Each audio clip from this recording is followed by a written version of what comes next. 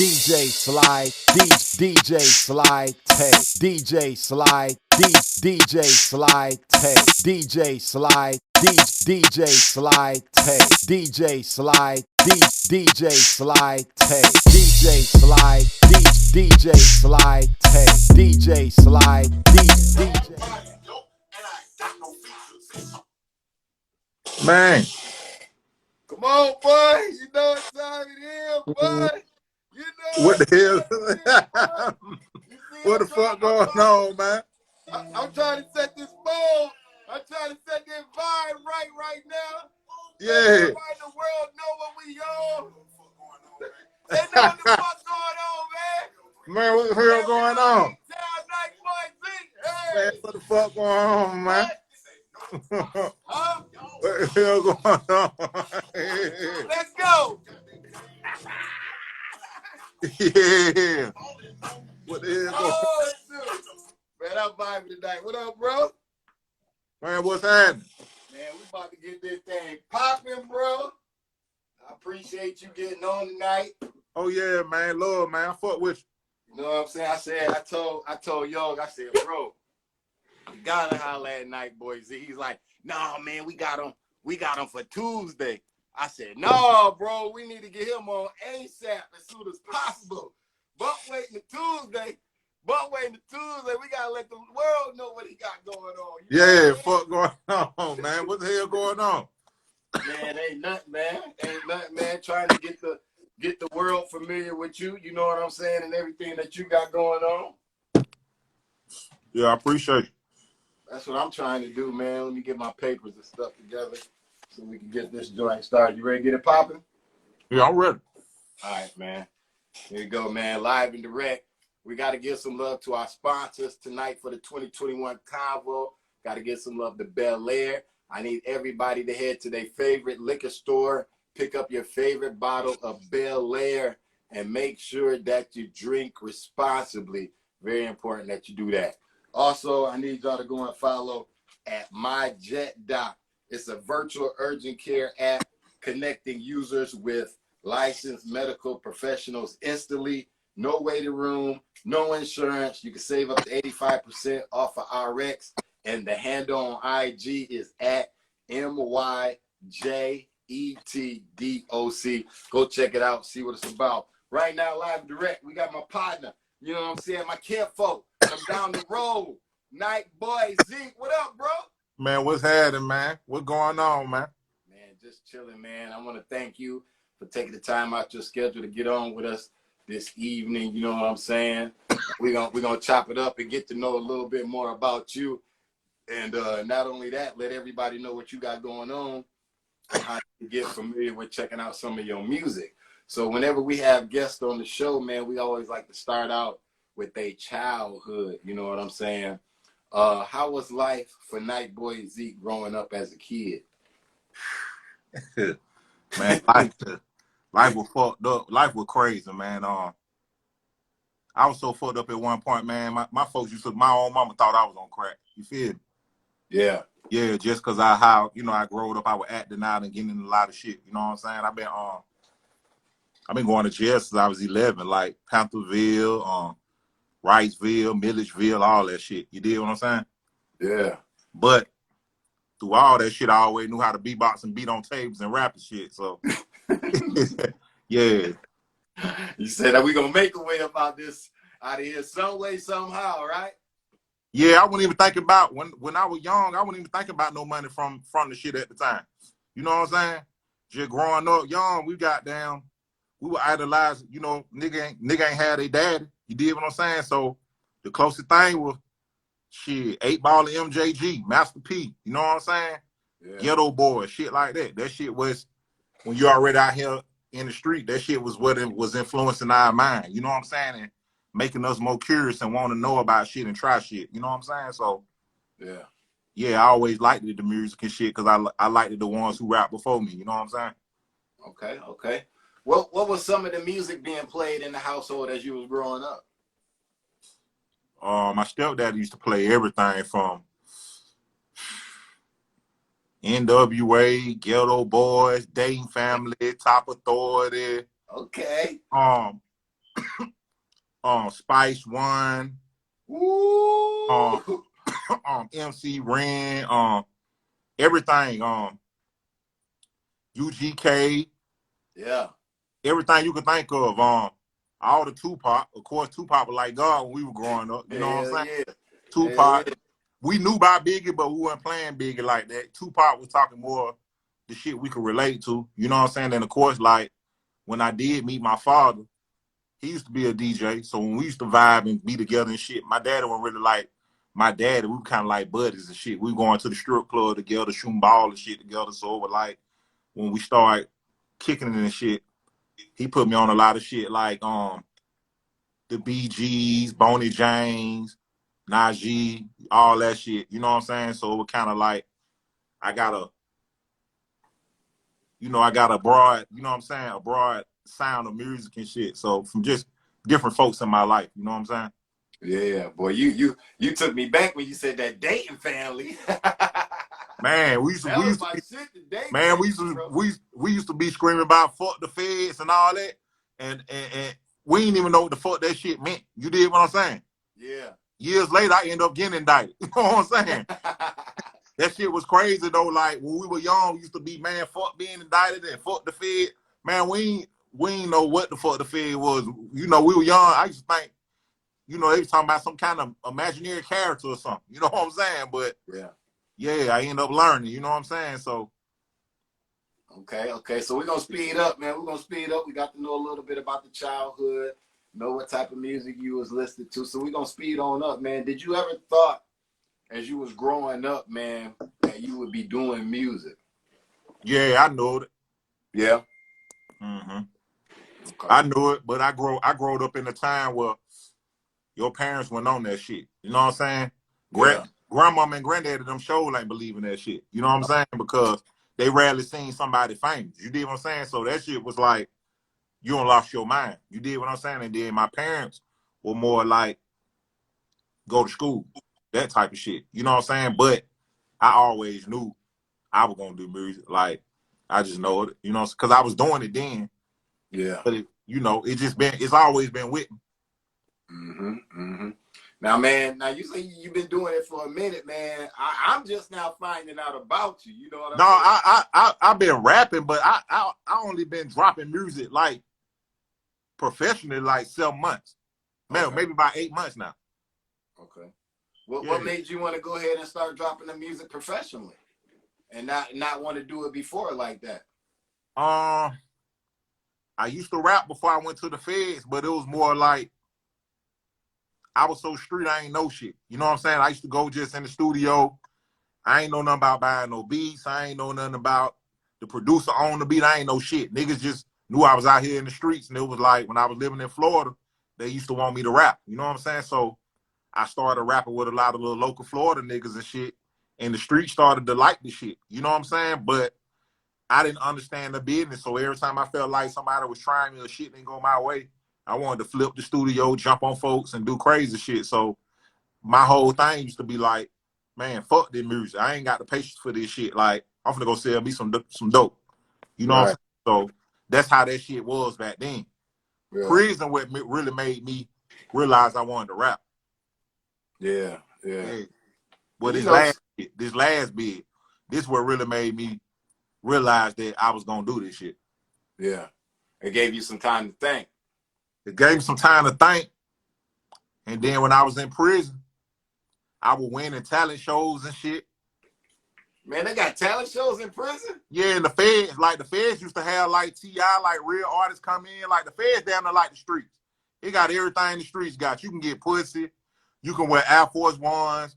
You can wear Timbs. You can wear gold chains. Of course, you got to be a gangster to do that type of shit. But the feds just like the streets. Cause people can be bought. You know what I'm saying? And you end up with some of the richest folks in the world. With cartel and rappers and all kind of motherfuckers, ex-baseball players, all kind of shit. So it's like it's the same shit. They do more drugs and they probably sell more drugs than they do right now.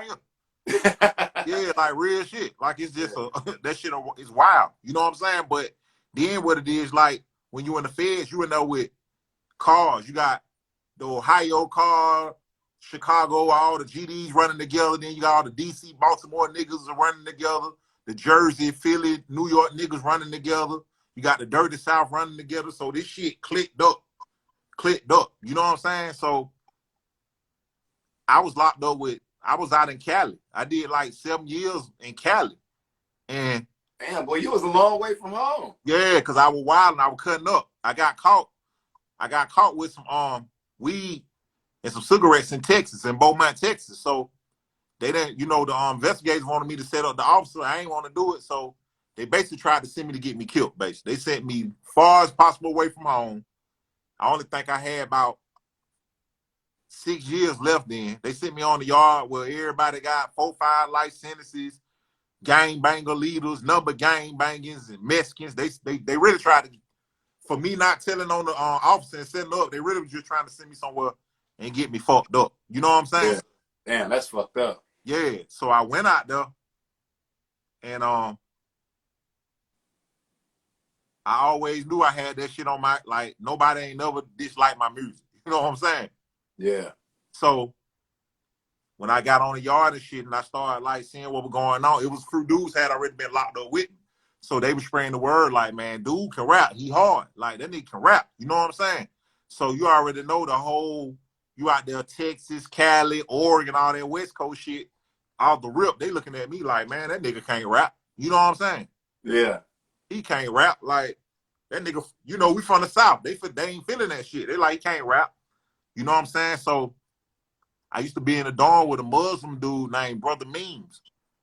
He from DC. He had like 4 life sentences and shit, had it locked up for like 30-something years. But he thought he was young. He thought he was hip and shit. Yeah. So he was like, man, you got some skills, brother, and all this shit. I'm like, here you go with this old Malcolm X ass shit. You did what I'm saying? So he was like, man, shit, man, I'm finna put a play together. You know what I'm saying? He said, I'm finna put a play together. And he was like, I want you to act in the play and I want you to do a song. So I was like, man, I can't do no motherfucking acting. He was like, man, just be you.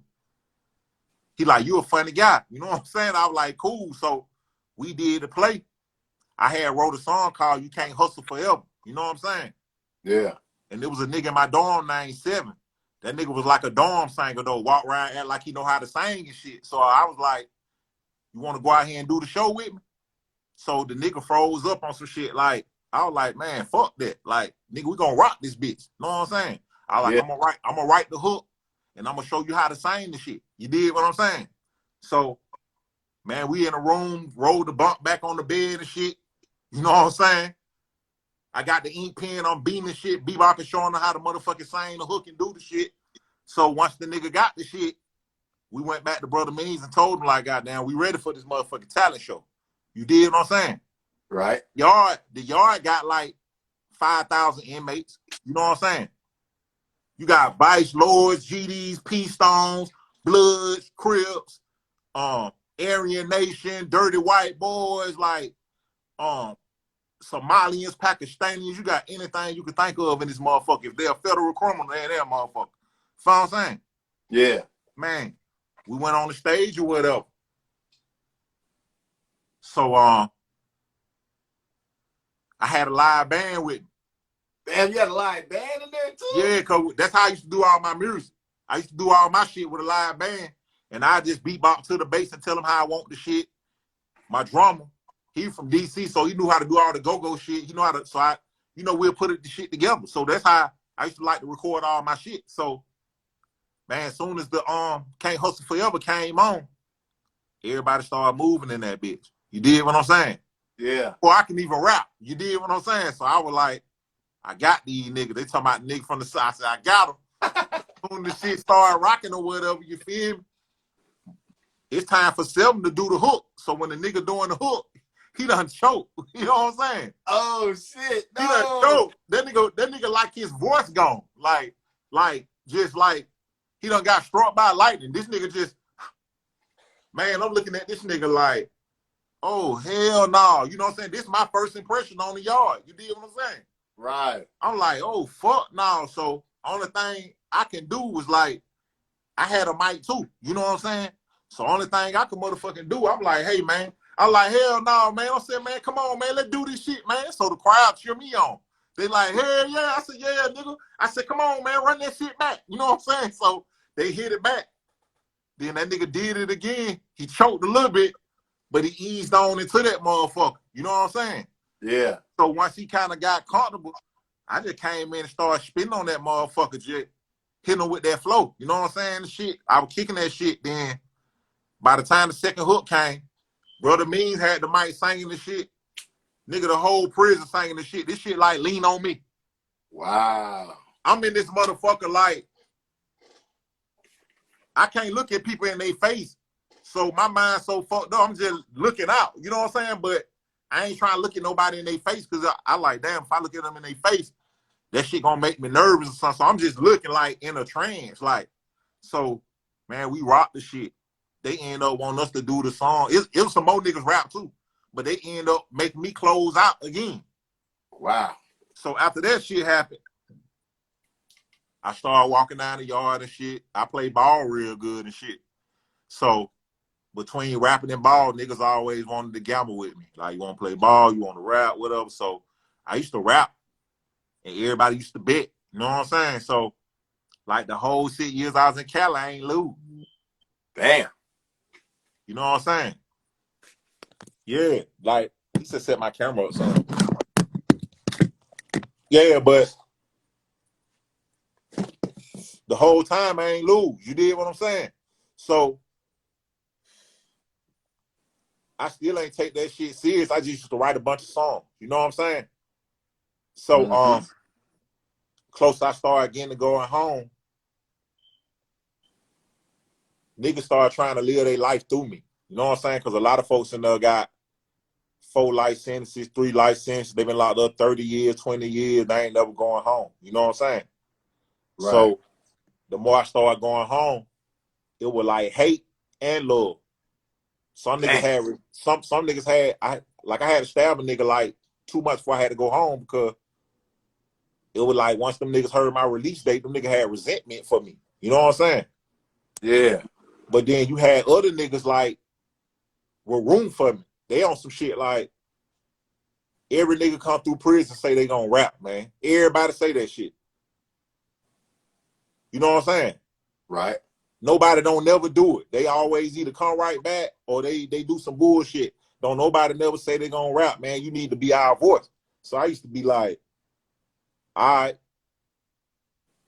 Then the white boys started telling me this shit. You know what I'm saying? Like, man, you need to rap, man.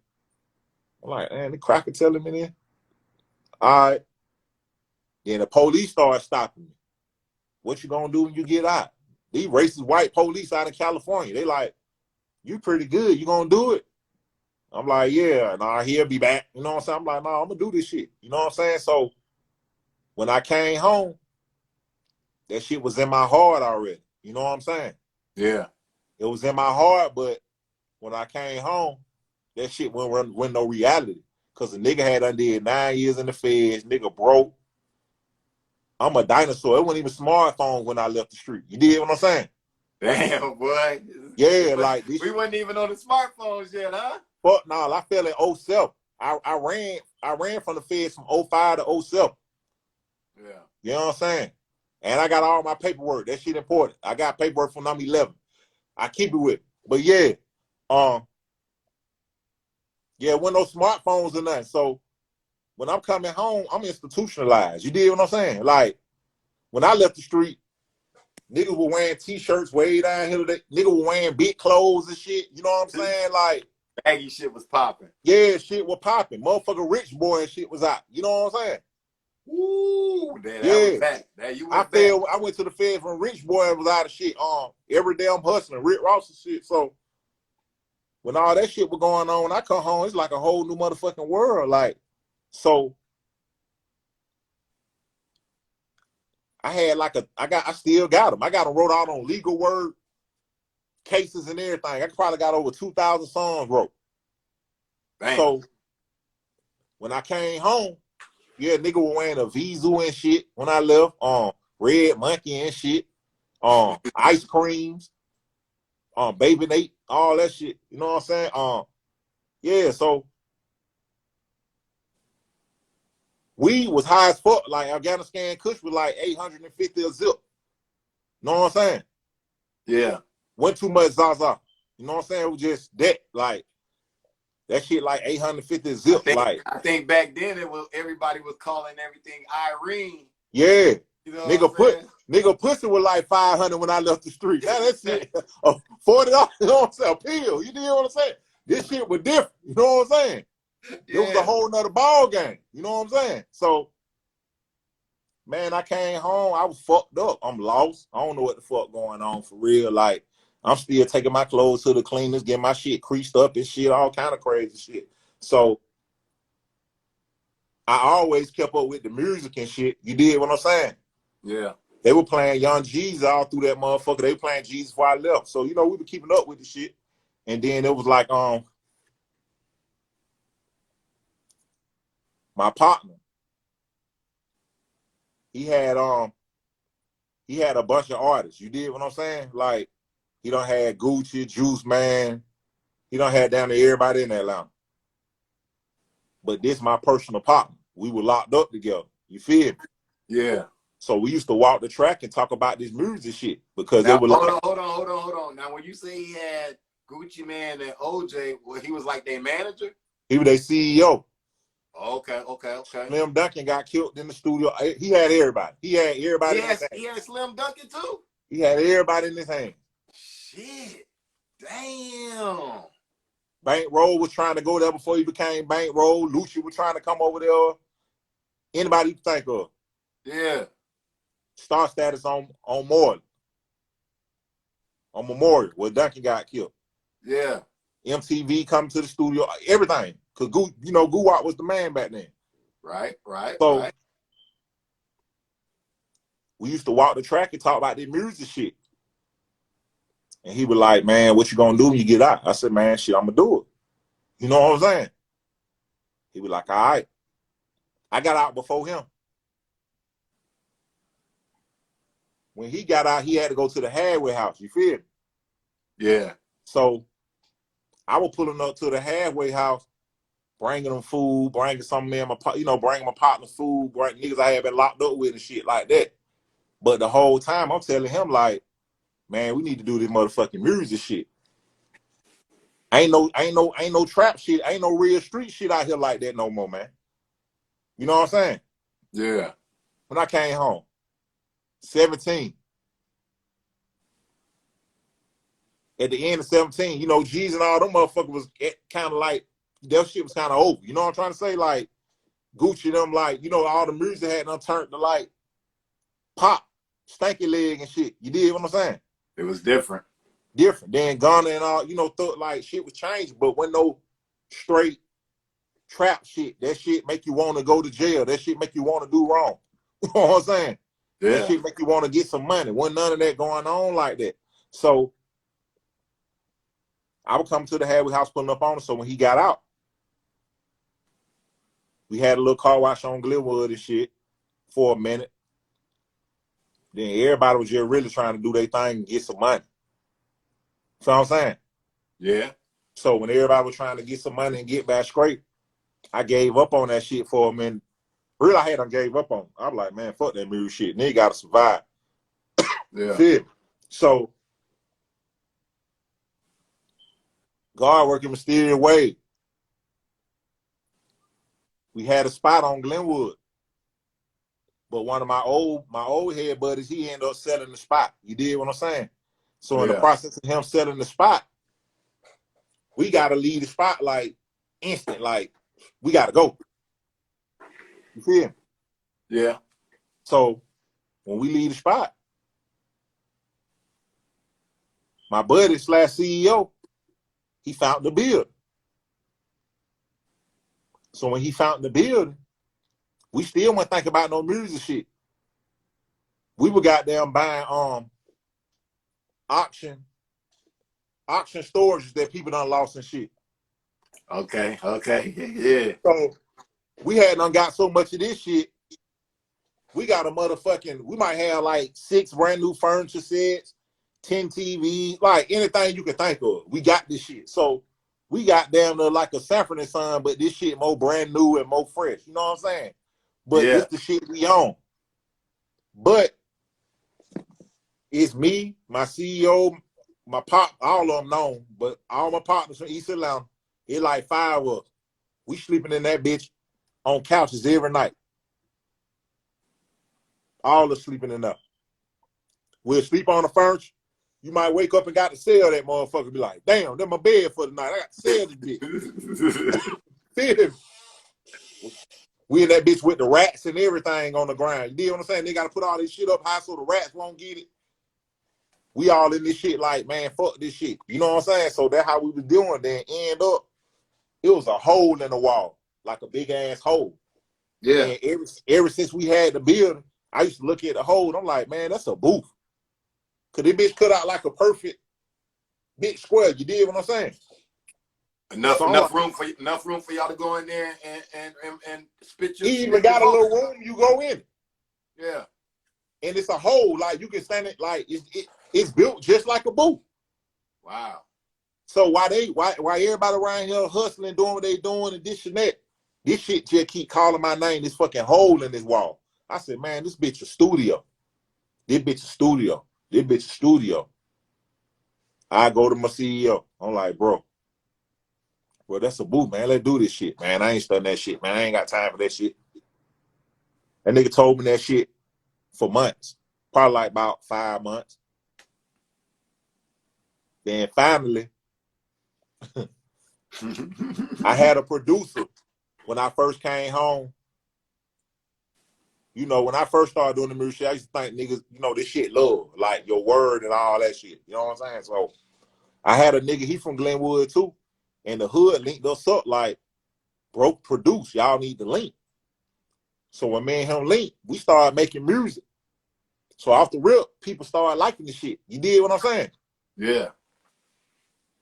But he was in a situation with another nigga, and they was trying to like clout chase, and you know, they trying to get with the big stars and get in and all that shit. You did what I'm saying? Yeah, the game crazy. So like I'm telling him, like, bro, we got a sound, man. Fuck them nigga name, we got a sound. You know what I'm saying? This shit like gold. But niggas ain't have faith. So what he ended up doing, that nigga went and got in the situation with Kevin Gates. He was sitting in the car with me one night, damn about to cry. And he was like, he better than Metro Boomin. I'm better than this person. I'm better than that person. I don't understand why I can't make it. And like I had done told him, I was like, bro, you just gotta stay down. Yep. Man, less than 2 days later, he got in the situation with Kevin Gates.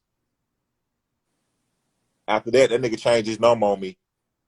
And I ain't hear from him. Yeah, I ain't hear from him about a year later. Get the fuck out of here, man. Yeah, so he taught me my first lesson with that music shit. You did what I'm saying? Like, you can't depend on nobody with this shit. I don't give a fuck. I used to let the niggas smoke all my weed, like do everything. I ain't give a fuck because it was like I felt like we were going somewhere. You know what I'm saying? Yeah, yeah. But that shit taught me. He was my first lesson. And what really was my first lesson when I learned about music niggas, he ended up he came back a year later. After this situation ain't work out. Hold on. What he doing coming back if he with Kevin Gates? It didn't work out. Yeah. So he came back. So when he came back, you know, the real me wanted to punch his ass out. You know what I'm saying? Yeah. You know, we resort to violence when we upset. You know what I'm saying? So the real me wanted to beat his ass or do something to him. But then I started thinking about it. I was like, some people, I done had money before. Some people trying to do this shit for one reason. They trying to just get a break. You know what I'm saying? So yeah. I was like, I can't knock the nigga for going to take a break. But what I don't like is the way he did it. You ain't have to change. I'm the only nigga believed in you. You get what I'm saying? Yeah. Same way I thought you believed in me. So that's how that shit went. So he came back around. So when he came back around, now he kind of got a relationship with Atlantic and all this bullshit. So my CEO looking at me like, another nigga from Cali, he used to engineer me. He was engineering Black, Youngster, Yo Got It. He started pulling up to the studio. So when all these different little musical motherfuckers pulling up to the studio, now my CEO, he looking like, well, they don't heard you before. I'm like, hell yeah, these niggas, I don't work with these niggas. So he like, man, we finna get a studio, man. So it's me. Well, we say we finna turn the building to the studio. So it's me, him, and my producer who came back. He done been at all these big studios and shit. So now he telling us what exactly equipment we need, what monitors we need, you know what I'm saying, what plugins we need, like, you know, because he done been around. You know what I'm saying? He been with Atlantic, he been over here and there and all this shit. Been around Future them and all this shit. So he telling us everything we need. So boom. We thinking like, okay, we got me. You feel me? Yeah. We got this motherfucking producer in-house. You know what I'm saying? We got the building. Yeah. It's time to rock. The address of the building was 1204. So my name then was 1204Zeke. You feel me? So, man, we had the studio up and running. Know what I'm saying? Now the whole East Side back talking like, well, them boys done got another one. You know what I'm saying? Yeah. So they know my man used to have Gucci, Jew. He done had everybody. So now they looking like, off the rip, niggas give me a look like, what he finna do with him? So half the hood looking in disbelief like, what he finna do with Z? Then the other half looking like, everything this nigga done had through his fingers became famous and turned into a star. You did what I'm saying? Right. So it's a toss up in the hood, but they watching. You know what I'm saying? So, man, we went in there and started recording. So the same producer, he pulled up one night. I hadn't gave him a brand new MacBook. You feel me? Boy, you didn't bless this dude. Yeah, because it's like, you my in-house producer. Yeah. I don't know how to work this motherfucker. You know, I'm catching shit in the street. You know what I'm saying? So I feel like, nigga, you done been over here signed to Kevin Gates. You done did all this shit, but you still walking around with this big, thick-ass laptop. Like, that ain't no good look. You know what I'm saying? Yeah. So I'm on some shit like, you get this motherfucker here. You feel me? So he like, bet. I'm like, yeah, do what you need to do. Put your beats, whatever, nigga. When you come back, we finna go to work, nigga. Like, we finna do about 1,000 songs. You already know what's going on. He like, bet. Man, that nigga leave. He ain't come back the next day like he said he was. You feel me? Shit. Oh, so, shit. Right. I'm looking just like you. I'm like, here we go with this shit. You feel me? So, fuck around. He come back later, the next day. He got the laptop in his hand. So I'm like, okay, my boy ready to work. You feel me? He hand me the laptop. I'm like, what you doing? Why you giving me the laptop? He like, he got to get another cord or some dumb shit and this and that. But I'm still in my head like, why he give me the laptop? You know what I'm saying? Right, right. So, but you kind of knew something was up because he ain't come back the next day. Yeah, I know he ain't right, but I just don't know what the story finna be this time. Oh shit. So we go back in the studio, back in the room and shit. So when we go back though, we go back in the studio in the room and shit. He like, you ever heard of a dude named BK? I was like, nah, who the fuck that is? He like, that's Future Manager. So right when he said that shit, you already know my mind. I said, oh Lord. He talking about the nigga from Atlantic, vice president, done put him with them, and They trying to get him a production deal and blah, blah, blah. So I tell the nigga, like, you gonna go over there with Future. I don't know how that's gonna work. I'm like, Future been tied in with niggas for a long time. You know what I'm saying? Yeah. And you think about all the, I wouldn't hate, but I'm telling him, think about all the niggas who want to be in your position. How you think you just finna come from just, they heard your beats and you just finna hop past everybody? I said, I don't think that's gonna work like that. Nah, it's a process. That shit a process. Mm-hmm. And this shit just common sense. I look at a lot of music shit. I know the business, but I look at a lot of shit with common sense. You know what I'm saying? Yeah. All this shit is a chain of command. You know what I'm saying? That's right. That's right. Relationships and shit. Like, all kind of shit. You know what I'm saying? Everybody think they can run up to a nigga with their music and shit. Boy, if you run the Rick Ross with your music, think about what his cousin doing. Think about what one of his hoes fucking son doing. Like, you know what I'm saying? Don't nobody want to stay down and earn the respect. They don't want to work for this shit. When you work, it gonna come your way. Exactly. You know what I'm saying? They don't get it though. So it'd be like, he talking about BK and free bands don't want to sign him and all this old shit. So I'm like, all right, cool, go do your thing. That nigga went and signed. It's been 3 years now. They ain't brought out now one of that nigga songs. Oh shit. Oh shit. He be playing shit in the car with scooters, shit with motherfucking casino. He be playing all this shit, but it's like, you know, that shit, if they don't release this shit, it just is what it is. You just got music. You know what I'm saying? Yeah. So he tried to come back, but it's like, now we cool, but I never do no music with him. Right. What they say, first time, second time, but the crazy part about it, he still, that nigga my friend on here too. I don't give a fuck he see it. You know what I'm saying? But hey, man, you know what I'm saying? But crazy part about it, like, I went through that shit with him.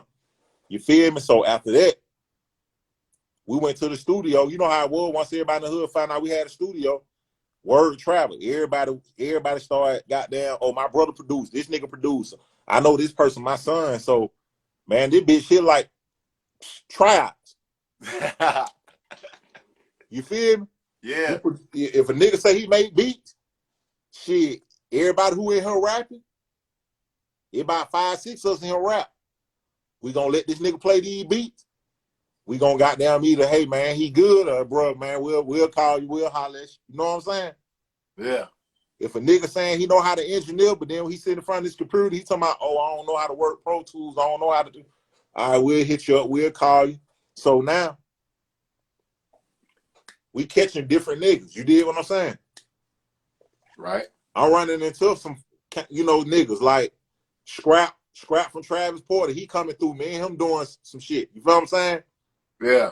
Runway Richie coming through. I'm doing song with, you know what I'm saying, just different niggas out the, you know, who kind of done made out the hood and shit. Like, everybody know we poppin'. We the hood label, 1204. You feel what I'm saying? Yeah. But a lot of people started thinking I was signed. You feel what I'm saying? All the thoughts, all the vibes and shit, they just be like, he signed. Everybody thought I was signed, but they don't even know, like, all the music we making, we was just practicing. You know what I'm saying? Yeah. We was just getting our songs up and shit, getting my sauce up and shit. But the crazy part about the shit, when I came home, out of them 2,000 songs I wrote in prison, I ain't never used that one of them motherfuckers since I came home. Damn. You wrote all new stuff. I ain't never wrote shit since I've been out. So you just memorizing shit? Now all this shit I do freestyle. Damn. Yeah, I got over 1,000 songs right now. I ain't wrote none of that shit. Shit. Yeah, so basically what happened, I started recording around a bunch of young niggas and niggas who were signed and shit. And I seen how niggas were like punching in. I always been a battle rapper, chain gang, freestyle rap and all that shit. So I was looking at it like, if these niggas doing this shit, I know I can do this shit because I done seen more shit than these niggas, and I done did more shit than these niggas. Yeah. So my partners who was around me punching in, they're average a song about 40 minutes to an hour if they high up, they geeked up, they stuck. You did what I'm saying? Right. I first started recording the shit off the rip, 30 minutes. Song be 20 minutes. Song be one take. And then they started spreading in the hood. Everybody like, bro, your shit be sound, boy, we be saying, your shit sound like you be freestyling, but it makes sense. Your shit sound like, and everybody started being like amazed by me. They like, man, your shit like, it makes sense, but we sitting here watching you do the shit. Yeah. You know what I'm saying? And I was just like, fuck it. So I had done told all my close buddies, I was like, man, only way I'm gonna stick with the music shit if the people like it.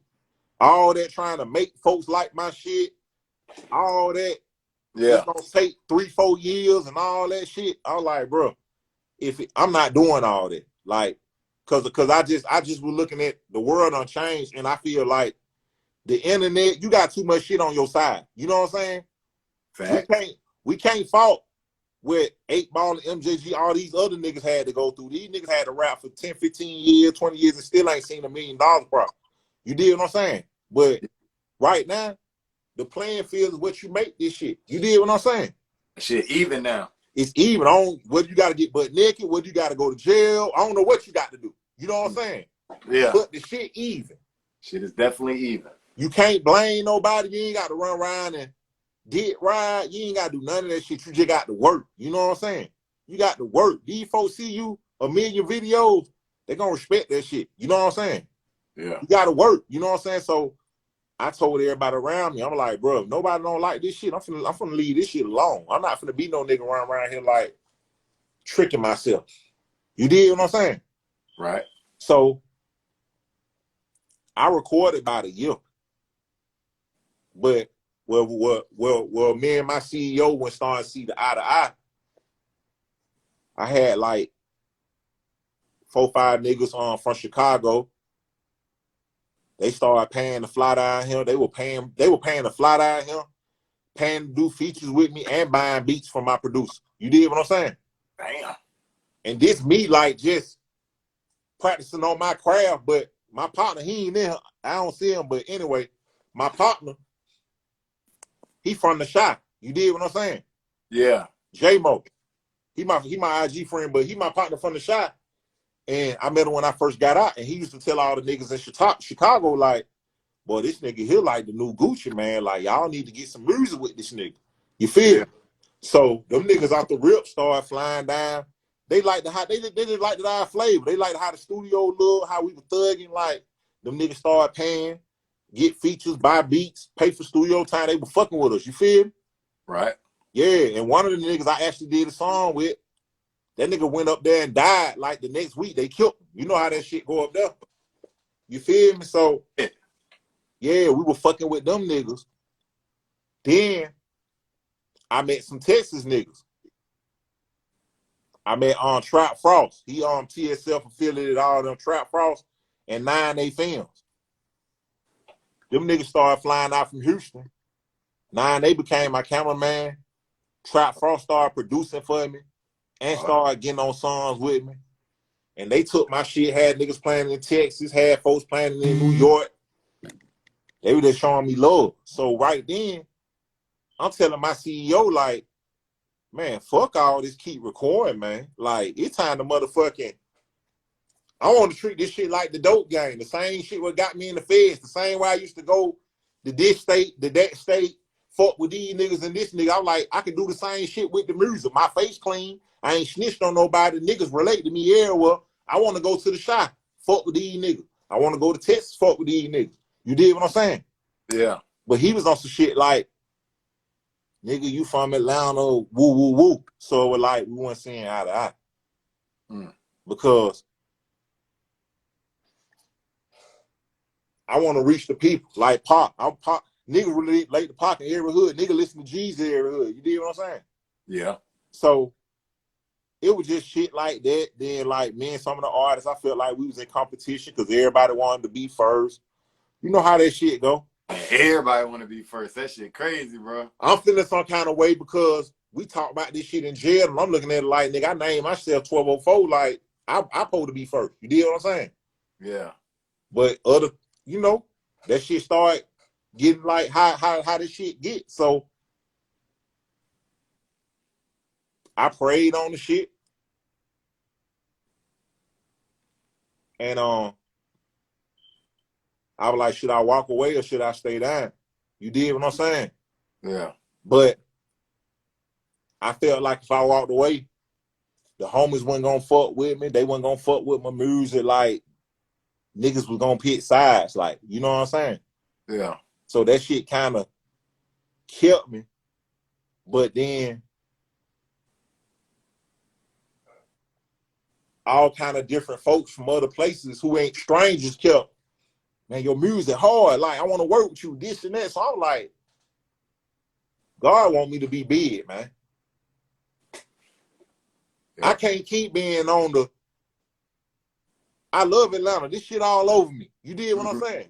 Yeah. I rep this shit. I done did more gangster shit for Atlanta than niggas in Atlanta. You know what I'm saying? Like, I done been locked up in Florida for 5 years. I rep Atlanta. You did what I'm saying? Yeah. Beaumont, Texas, California. I love Atlanta to death. But at the end of the day, it was on some shit like, I gotta branch out, bro. I gotta be big. You feel what I'm saying? Facts. I can't be treating no nigga like, oh, this nigga from Midwest. Fuck that nigga. I ain't fucking with that nigga. That nigga food or that nigga finesse. I want a good reputation with the music shit. You did what I'm saying? Mm-hmm. So I branched off. So when I branched off, I went to Dog. I switched my name to Dog Ass Zeke because at the time that's how I was living. You know what I'm saying? Yeah. I was fucking about 4 or 5 hoes in the studio every night, getting head while I'm rapping. You know what I'm saying? You living that real lifestyle, boy. Man, I'm cutting up. Know what I'm saying? Yeah. Sell a nigga baby mama a 3-5, sell him one, then get some head from. I'm cutting up, rapper shit. That beginner's rapper shit. You feel me? You know what I'm saying? Oh shit. You feel me? We'll make 2 songs, and for the other 6 hours, hoes twerk all night. You know what I'm saying? Like, but then we'll tell motherfuckers on the internet we work. You know what I'm saying? Man, I ain't even go front. You was actually working though. Yeah. So I did this shit about another year to like 2019. You feel me? Yeah. Then I caught COVID. Oh damn, boy! You had COVID, man. How that experience was with that? Was you down bad? I almost died. Oh fuck! I caught COVID when everybody was dying in New York and shit when it first hit. Yeah. So what had happened? Deep down in my heart, I knew I was gonna catch COVID, bro, because I was doing my thing. You know what I'm saying? Yeah. You can't duck it. You around all these different folks. You doing what you do. You did what I'm saying? Right. You can't duck that shit. So I was like, I ain't never been sick before. I ain't never had no broke bone. I was like, fuck it, I'm good. But I knew we were gonna hit. So one night, I'm fucking with them, my SAT partners, my partner from the east side and shit. You know, we having some shit at Pinups. Pinups. They finna spin one of my songs. But I'm arguing with my partners now because my partners them will always take my music and give it to folks. And I tell niggas, don't get them out of my music. I ain't ready for them to do this shit. And what'll happen, every time one of these DJs hear my music, that shit gets spent instantly. So I'm like, what is y'all doing? This shit ain't even on Spotify. This shit on iTunes. Y'all niggas just got my shit spinning. Like, it ain't gonna help me. It's hype, but it ain't gonna make sense. So them niggas like, man, you just need to come on out and see the reaction to your shit. I got like 10 niggas arguing with me about my music. It's like 10 of them and me. And I'm like, man, how the fuck y'all niggas gonna tell me what to do with my shit? Y'all niggas ain't doing no with y'all own shit. So long story short, we go to Pinup. Man, they play my shit. Man, them bitches in there treating her like we are, like we, like we goddamn CMG. You feel me? Oh shit, y'all was deep. Man, we were about 15 deep. Okay. We threw money the whole night. We ain't run out. You did what I'm saying? Damn. Then they were fucking with the music. They was just fucking with the whole little swag. You know what I'm saying? They were fucking with. So I left with a bitch that morning. Took her to the studio. I recorded about 6 songs. Me and the bitch, we fell asleep in the studio. I woke up. My body was hot. I'm like, damn, man, y'all ain't hot. She in the studio and the engineer, they end up talking about they ain't hot. So she want me to take her home. You feel me? Yeah. Man, the whole time I'm driving to take her home, my inside just like some shit want to come. I'm like, what the fuck? So I drop her off real fast. I pull over to the side of the road, start throwing up. Oh. But ain't shit coming out. You know what I'm saying? Okay, it was dry heaving. Yeah, that shit you just like whole insides ain't nothing coming out. So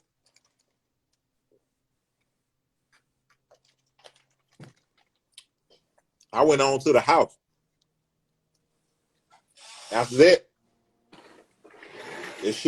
my life went downhill. You feel me? Yeah. My life went downhill. It went from I went like 2 weeks without eating, drinking nothing. Then that shit went to like a month. So it got to a point my body got real fatigued. Like I couldn't keep my eyes open for nothing of like 10 minutes at a time. You know what I'm saying? Now I just feel like I'm real tired. When I go to the bathroom, I had to damn near crawl. You feel me? Yeah. So one day I go to the bathroom and I blank out and fall and bust my head on the toilet and shit. So I wake up on the bathroom floor, like neck bent on the toilet and shit. Like, what the fuck? You know what I'm saying? But I ain't got enough strength to really get up off the ground. You know what I'm saying? Yeah. So my ex at the time and her son, they come help me get off the ground and shit. You feel me? Take me down to Emory. Emory say I ain't got COVID. I'm just dehydrated. They put me on saline about 4 hours, kick me right back out.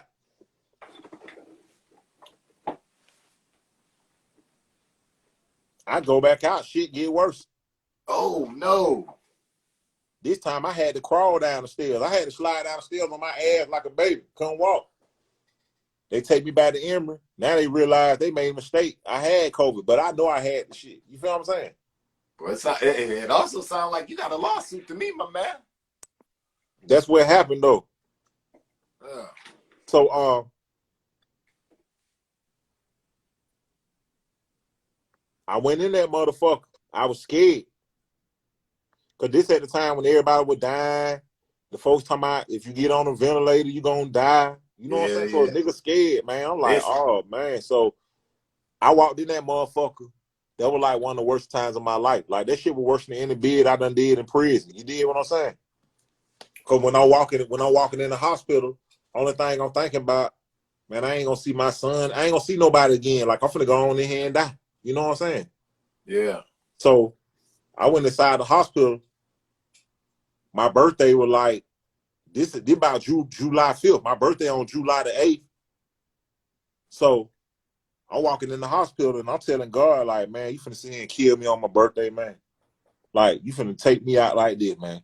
This shit, what I did to deserve this shit. You know what I'm saying? Like, this how I'm talking to God. Like, man, you finna kill me, man. Like, for real. I done made it through all this shit. You did what I'm saying? Right. And he finna just take me out. So I went on in, fuck it. Couldn't walk, passed out. They late, I don't know. They carried me somewhere. I'm in the hospital fighting this shit for like a month and a half. You feel me?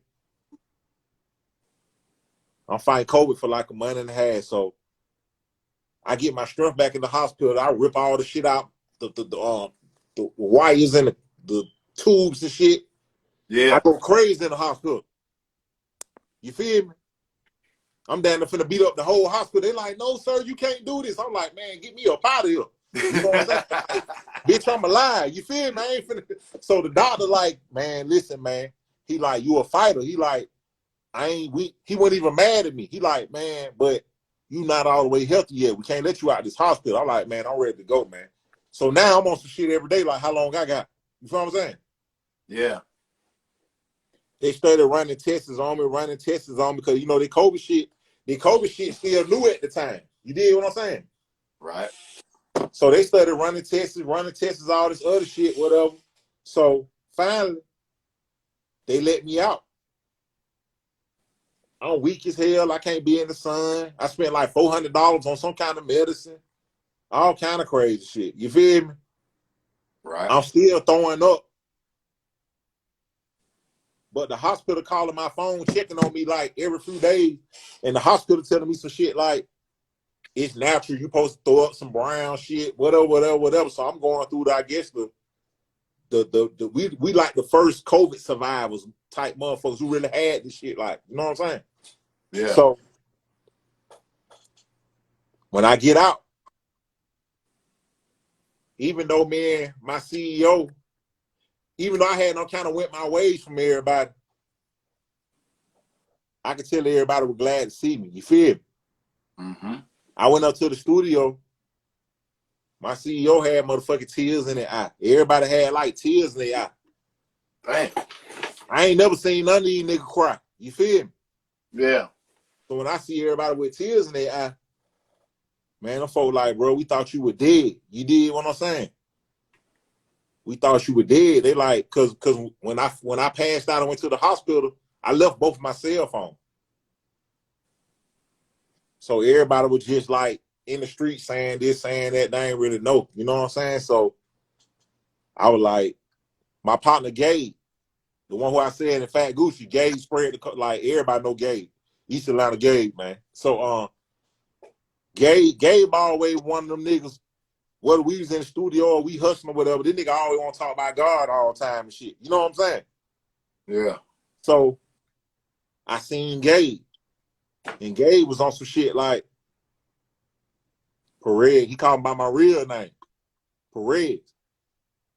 He said, Perez, what you gonna do with that music shit, Perez? I'm like, what you mean? He like, man, you done survived COVID, nigga. He said, you almost died, nigga. He said, man, you got to do this shit.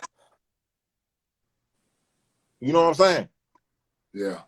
So right then when I survived that shit, I was like, you know what? I'm finna take this shit serious. You feel me? And I dropped the first song. I dropped George Floyd Freestyle. Just at the time that what was going on, the shit had you having George Floyd. You feel me? Yeah. So that shit did like 1,000 with no promo, no nothing. I was like, damn, okay, cool. I'm thinking the shit gonna do by goddamn 100 views. You know what I'm saying? Right. Then I dropped Nike Boy Freestyle. That shit did 25,000. With no promotion. Yeah, so when I'm looking at this shit, I'm like, they fucking with my shit, but I'm still in disbelief. But when I went and shot the video, we at the Chevron on Columbia. Man, old ladies jumping out their car, dancing and shit, kids dancing, people recording us and shit. So I'm like, oh, these folk fucking with this shit. You know what I'm saying? Yeah, we got So the some.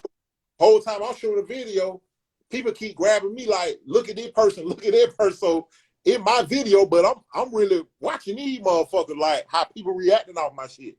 You know what I'm saying? Right. So I'm only like 2 songs in. Next thing I know, niggas see me at the gas station. I don't even know who these niggas is. Niggas be like, Nike boy, I'm clutching like, man, what's up? Like, bro, you hard, keep going, you hard. I'm like, oh shit, you did what I'm saying? Yeah. I'm like, damn, I ain't got number 2 songs out. Okay, so I'm from the east side. I'm way on Cascade in motherfucking Kroger one day. Somebody else, Nike Boy. I'm like, what the fuck?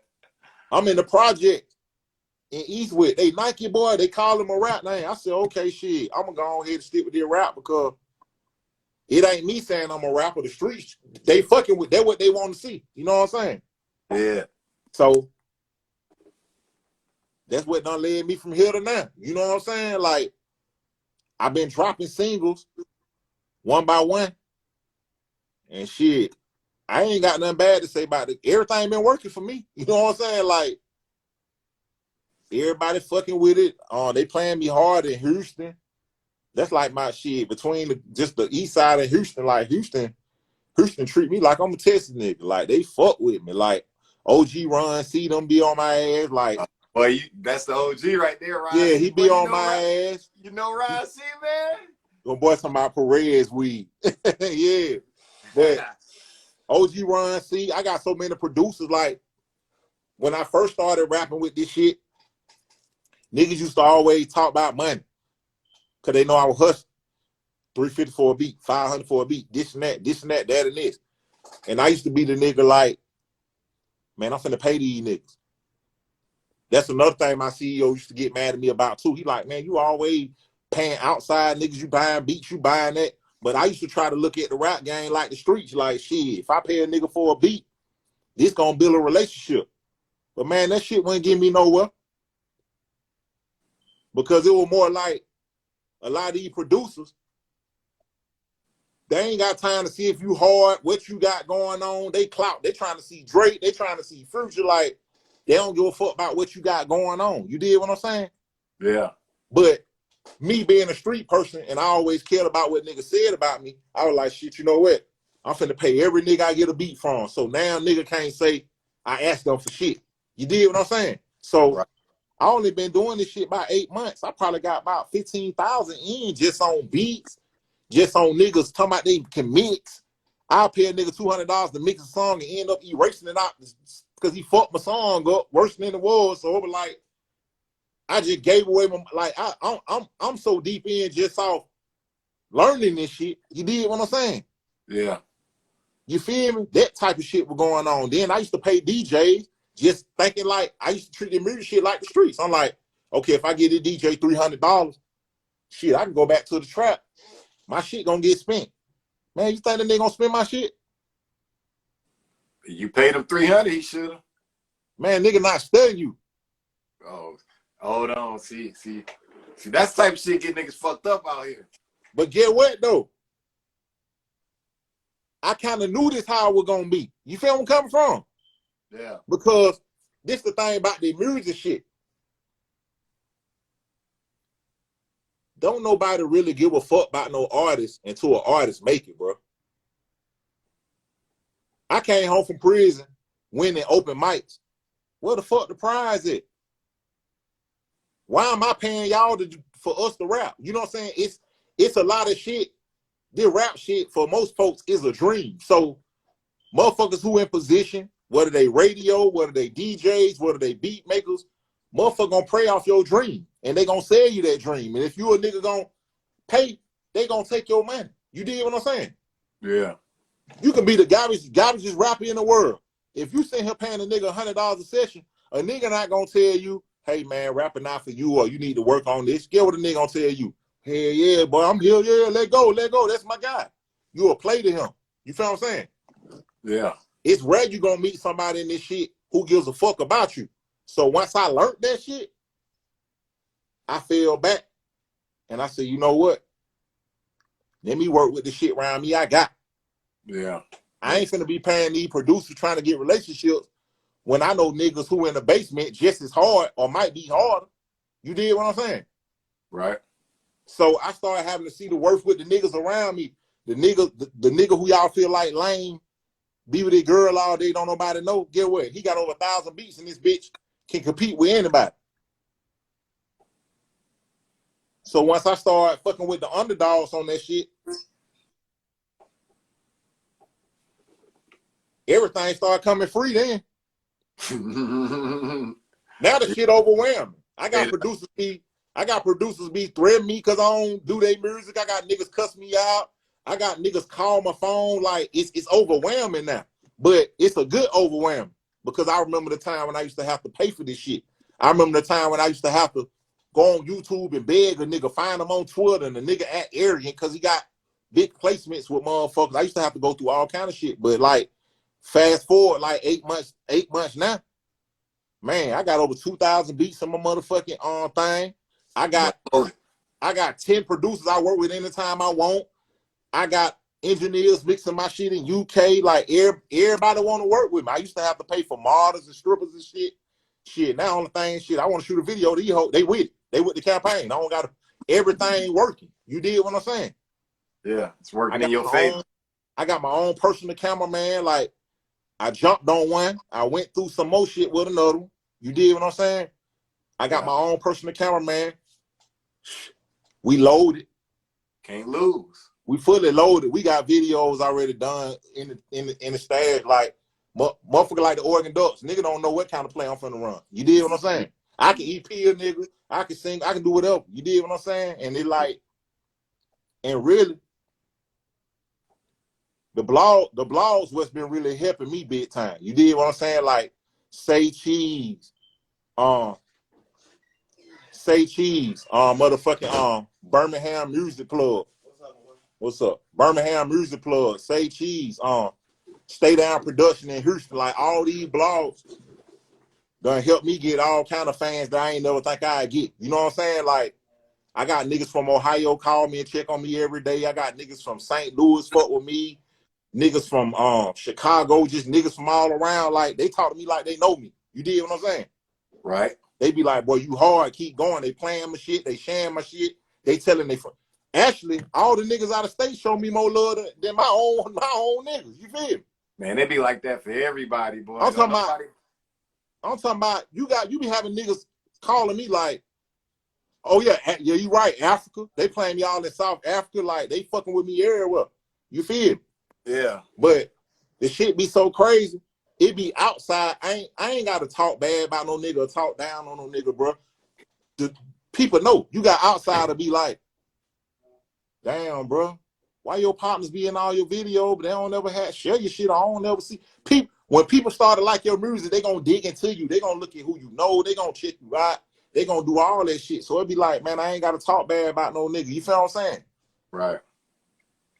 I just don't learn in life. I don't even think niggas hate me. It's just more like when you done been to prison 3 times and you been in the streets your whole life, a lot of people already done counted your life for you. A lot of people see you as you a loser. You did what I'm saying? Because every nigga who I know come from Glenwood, who my age, they on dope, they in prison, or they dead. You did what I'm saying? Right. It might be 5 or 6 of us out here who still normal, who still got our sanity, who still doing our thing. So for me to be from where I'm from and still be like this, a lot of niggas in disbelief. Because they done said so much fucked up shit about a nigga. Oh, that nigga probably gonna be on drugs. He probably gonna die in jail. He gonna get killed. He gonna do this and that. So now, when they see me putting Nike Boy shit in their face, they can't believe this shit. You know what I'm saying? They can't believe it. You feel what I'm saying? Yeah. When they bitch my #1 fan, when they kids like my shit, they can't believe that shit. You dig what I'm saying? Because I'm supposed to be the nigga under the bridge somewhere. Yeah. You ain't supposed to be here doing this right now. Yeah, hell no, man. Yeah. You feel me? How'd you come up with your name? How'd you come up with this night? How did you get the night? You know what I'm saying? I've been thinking about that for a long time. Like ever since I first tapped in with you, like how are you able to use this night? I came up with the night, right? First of all,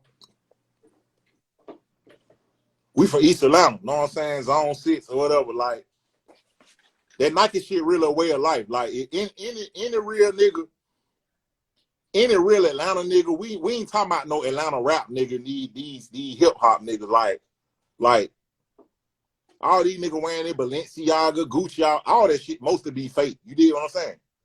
Yeah, I know where to go in Atlanta to get all that. Right. The average nigga, the average pair of Balenciaga like 1,100. You feel me? Your socks 200, your belt 1,000, your pants 800, your shirt 1,000. You down there if you wear the real shit every day, you down there wearing about $6,000-7,000 worth of shit on you every day, right? Facts. But the whole city wearing this shit. Right? Right. So I told myself, like, I've been repping Atlanta in prison. I've been repping this shit when I meet bitches. I rep this shit everywhere I go, and I rep it well. So I was like, I ain't gonna be no fugazi ass Atlanta nigga. When people see me, be like, oh, fake clothes, fake scamming ass nigga. Hold on. Hello? All right. Yeah, so I told myself, like, I ain't want to be like these other niggas. I ain't knocking them. You feel what I'm saying? Right. But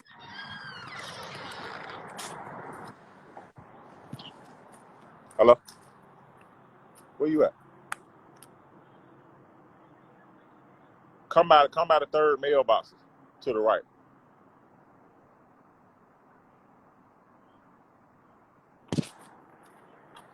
All right, come back and find the mailbox.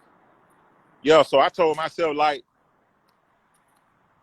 when you doing this music shit, this shit just ain't about you. You did what I'm saying? Yeah. You represent, like, your hood. You represent the culture. You doing this shit for the niggas who used to rap before you. You did what I'm saying? Like, hold on, man. Hey, bro. Bro, come here real quick. Hold on. Bro, tell her how to get up. I'm on the interview. Hello? Yeah. Yeah, so I had told myself, like, I looked at Master P. I looked at Yo Gotti. I looked at everybody who was doing this shit. I like, shit, I want to be a big dog. I want to be a CEO. I want to have a way with this shit. So you got to be careful what you put into the atmosphere. You got to be careful what you represent. You did what I'm saying? So I done did too much real shit to turn into a rap and do a bunch of fake shit. You did what I'm saying? So I was like, I ain't gonna lie, I tried it. I put on some skinny shit and some Balenciagas and all that shit. I felt like a sis. You feel? That shit had my arm way up here. You know, I'm already 6'4". Like, that shit had my ass tight and shit, walking funny. So that shit went me. So I hurry up and, like, I did a Michael Jackson man in the mirror. Like, man, this shit ain't me, man. Let me take this shit up off me. You did what I'm saying? So that would end up, I was like, hell no. So I looked at everybody around me, everybody in the trap, everybody in the hood, even the crackhead. Everybody, we wear Nikes around this motherfucker. Air Max 95, 97, Air Force. We Nike. We wear number Nike shit. When the nigga getting that money, nigga might don't bathe in 4 days. Nigga going straight to motherfucking Foot Action or motherfucking Hero Sport. Nigga going to get us some Nike shit. You did what I'm saying? Big facts, big So facts. I was like, shit. A nigga out here rapping about this dough swinging and he getting money. So shit. NikeBoyZeke. NikeBoyZeke. You feel? Yeah. Why not? I was like, shit, Nike sponsor Drake. They might motherfucking sponsor me. Oh, it's coming. Because I was like, shit, one thing about it, Nike, I don't think Nike racist. And I was looking at it like, shit, you got all these motherfucking people. Shit, you know what I'm saying? These folks get paid off all their rap music. They don't do nothing but a sport to coach you anyway. So I was like, who will more? I said the same way niggas made Polo and Tommy rich. Man, who wear more Nike than niggas? Little babies wear Nikes, black babies, black kids, everybody. So I was like, shit, I'm going to go with the guy that got, you know what I'm saying, the real Nike boy. You know what I'm saying? And then you have folks like, boy, you might can't do that. You might can't do this. I was like, shit, Gucci man goddamn got away with Gucci. Facts. Then fast forward, Gucci end up working with the nigga and sponsoring the nigga. You did what I'm saying? Yep, because he was going so hard with it. Yeah, so Gucci inspired me a lot, just on a lot of shit. Cause it was like, I looked at that with the Gucci, then I was like, Nike boy. You did what I'm saying? Then he used to have the So Icy boys. So the niggas who I rap with, I was like, shit, we ain't the So Icy boy, we the Nike boys. You did what I'm saying? Nike boy. Then we had the same CEO and everybody in East Atlanta. Like Glenwood called me Perez or Zeke, whatever, but everybody up in East Atlanta called me Fat Gucci. Really, it was a little young hoe. I had a little thought I used to fuck with. And she used to be like, Fat Gucci. You remind me of Gucci, Fat Gucci. So I was like, shit, I'ma fuck with it. You know what I'm saying? I was like, shit, I growed up in 30316 for real. Like, who better than me to rep this shit? You did what I'm saying? Look, you're talking about NBE. You feel me? Nike Boy Entertainment. You know what I'm saying? So it was like, then I started thinking about my ad libs. And that nigga Jeezy had the best ad libs in the world to me. Huh? Man. Well, she good. I ain't got time. You saying, you said, hey man, I ain't with all that ghetto shit. You telling you don't feel like coming in? I'm doing the interview. It cool. You can pull off with that. Yeah, but anyway, yeah. So that's how that shit came about. You feel me? Yeah, NikeBoyZeke. So do you got a bunch of artists up under you right now? I was working with everybody, man. I one of them type of niggas. Put it like this, man. I'm keep. I was working with everybody at one time. Like I was on some shit like trying to bring the hood together. But man, this rap shit, bro. This shit like you dealing with a bunch of egos. Everybody think they way is this way. Everybody think they know this. Everybody think they know that. So with that being said, like I ain't gonna say no nigga way is the wrong way because I don't want no nigga to say my way ain't the right way. You did what I'm saying? Right. So it was more of a way like I quit having input on niggas' careers and shit, and I just do me. Okay. But now with that been coming, niggas always be saying they want to sign to me. You know what I'm saying? Like I got a partner on Djslytaypodcastshow. He from Ohio. He can't wait. You know what I'm saying? I got some Florida niggas up here from Miami. They up here right now. Like, everybody really waiting on me. You know what I'm saying? Yeah. They waiting on me. So that shit make me feel good. You know what I'm saying? Because nigga be like, well, I signed you, boy. Like, it make me feel good. You did what I'm saying? But at the end of the day, my little son want to rap. He 13. He want, my sister want, like, it's folks around me who want to be signed. But the thing about this shit is, I got to walk through the fire and learn this shit. You did what I'm saying? Because yeah, I don't want to put them in no fucked up situation. I don't want to have nobody going through no. I want to make sure I do people right when I deal with them. So with that, I gotta go through it first. You know what I'm saying? Yeah, you got to get in the building first. I got to get in the building first. So that's all it is. You know what I'm saying? Like, and have you had any labels step to you yet? I don't have little talks, little something, but it's always been like some middleman shit. Yeah. I ain't never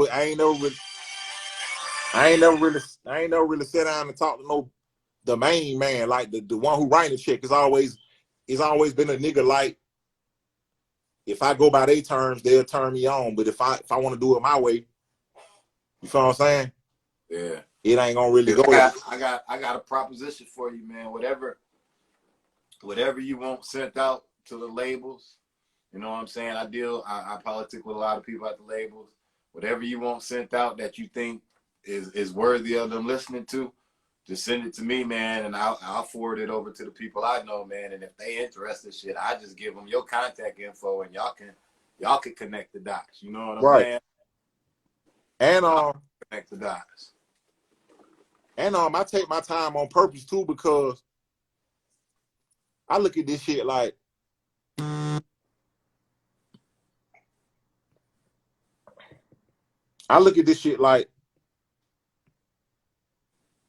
you get what you worth.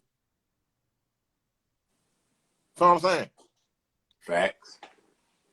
I feel like if these folks willing to give you some money for 5-6 months of work, or for 7-8 songs, imagine if you made 3,000 songs. So, like now, I used to do features on some free shit. Just be happy that niggas wanted to work with me. You know what I'm saying? Yeah. I know more. But then it was a female. It always be females. It was a female with me. She from the west side of shit. So the female was like, man, you better charge. You feel me? And I was like,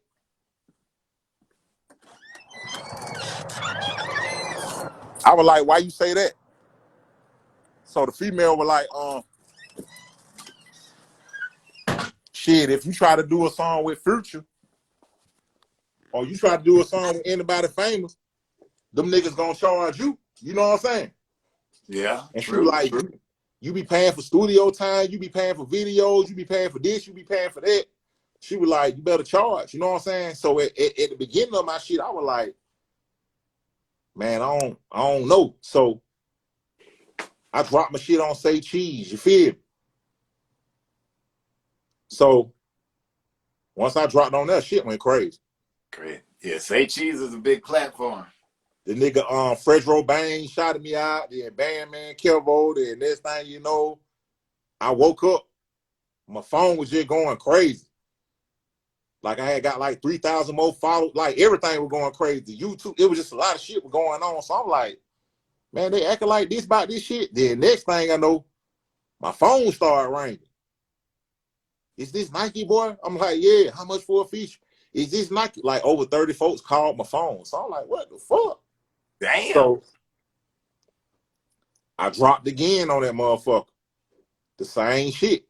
You feel what I'm saying? So at first, I was charging 500, but then shit, I went up to 1,000. And Yeah, how bad y'all want a verse? How bad y'all want it? You know, and that's just why I'm at with it. Like, I really don't care to work with no nigga because it be like, I ain't even got paid off my sound yet. People still discovering me. You did what I'm saying? So I don't want no nigga to have all my sauce because 9 times out of 10, every song I done did with niggas, I'm always on the hook. I'm mostly always nigga carrying the song. So it damn to be my song. So it be like, I'm just on some shit right now. Like, a nigga can pay me, but I really still don't want to work with nobody right now. I just want to set the tone with what the fuck who I am. You did what I'm saying? Right. You know what I'm saying? That's just how I feel about that shit. Like when somebody stepped to me, I want them folk to pay me 100,000 a verse. You know what I'm saying? Yeah. Or 50,000 a verse because they know this nigga got a sound. He gonna deliver. You know what I'm saying? So that's what I'm on right now. Me and my cameraman, we on the same page. Shit, all of my producers on the same page. Like all my producers do 50-50 with me. Don't none on chart. Like everybody on the page with me, everybody on some shit. Like whatever we need to do to give you that dope, the slang on these niggas, we with. You did what I'm saying? So that's how shit been rocking. Yeah, man, I told Yogi too, I was like, shit, next time I come to Atlanta, I was like, man, we gotta run down on NikeBoyZeke. I was like, cause he been hitting me up saying, hey nigga, let's work. So I told Yogi what you say. He's like, bet, when you come back up, we'll run down on him. Cause I was like, shit, he must be liking what he hearing, you know, from what I posted this shit. Cause Oh yeah, that's my cameraman. Hold up, man. Y'all follow my cameraman, Shoebox Film, man. About to follow him now. Yeah, y'all follow him. I don't know how to pin him. Can I pin the nigga? Let me see if we can pin this shit. I can't pin him.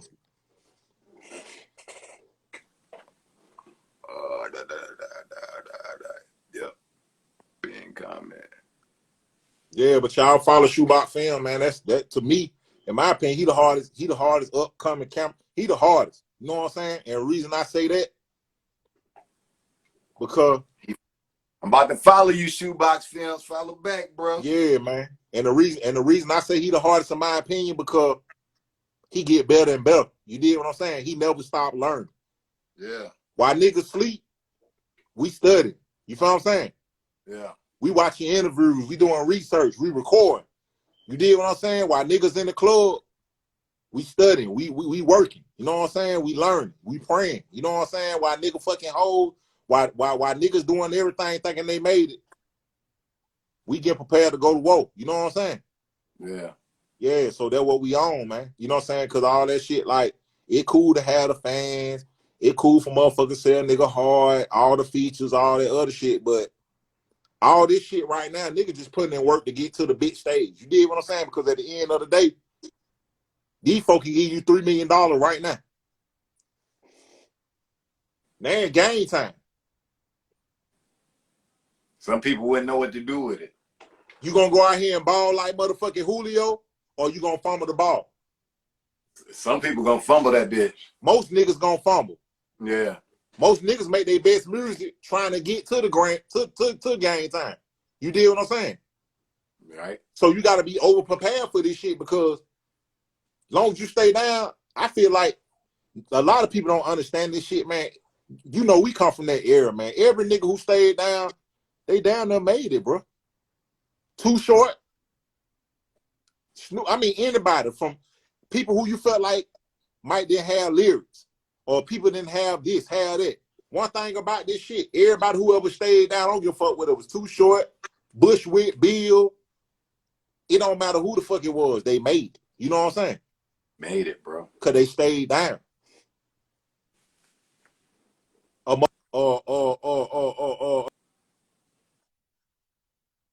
Key Glock this, but these folks stay down. They stay in your face.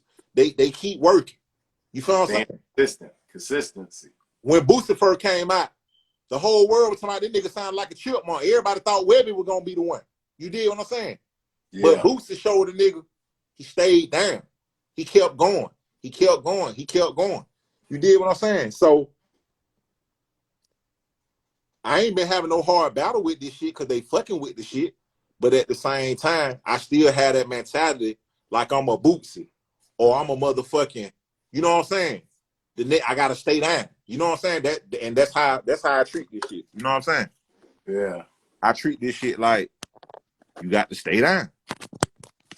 What do you got out right now that everybody need to be on the lookout for? On that Live from the Motel. Live from the Motel.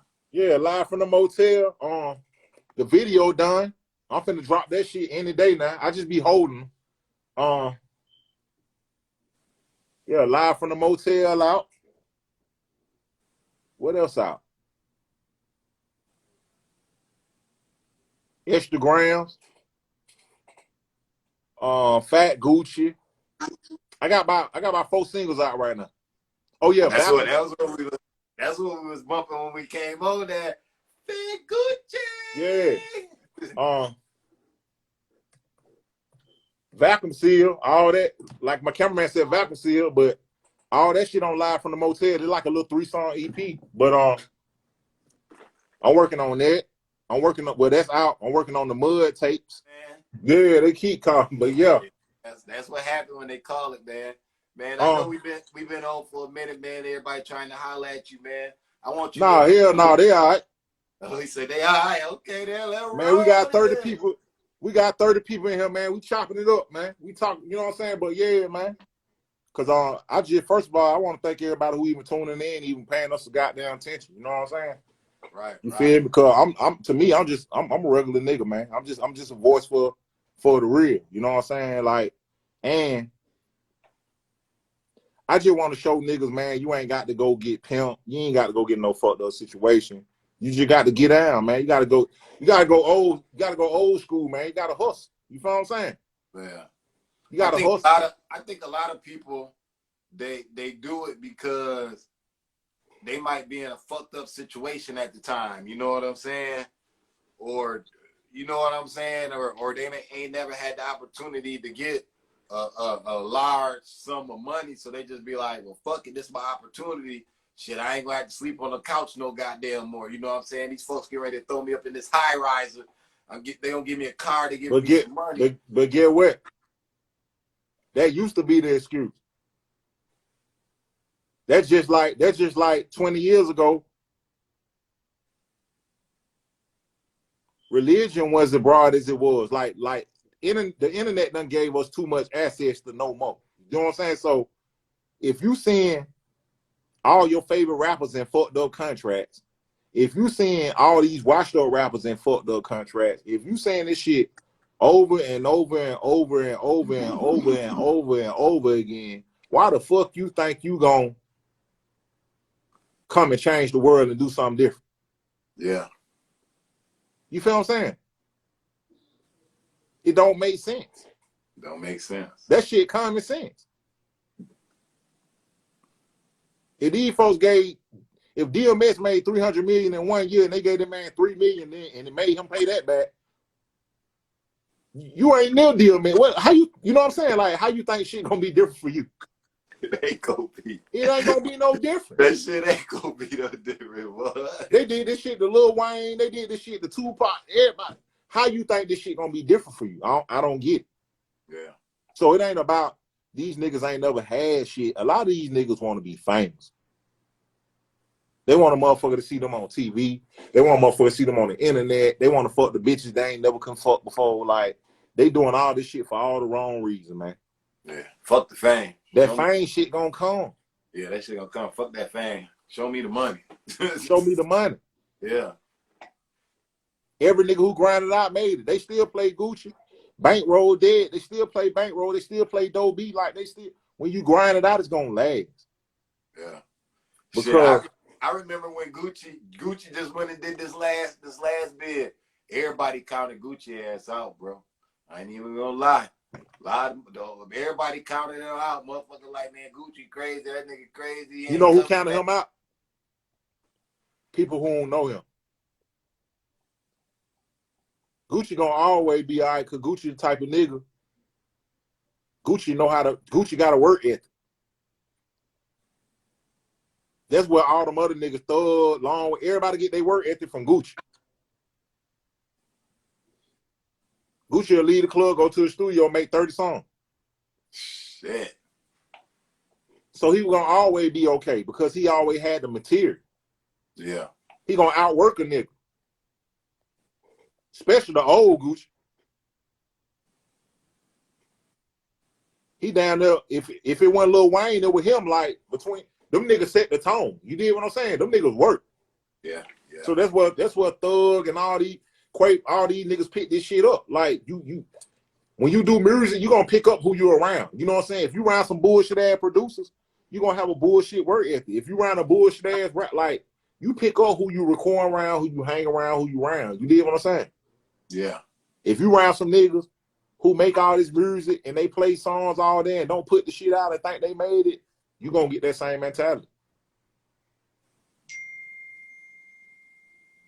You know what I'm saying? Who would you say is your top 3 producers that you working with right now? Your top 3.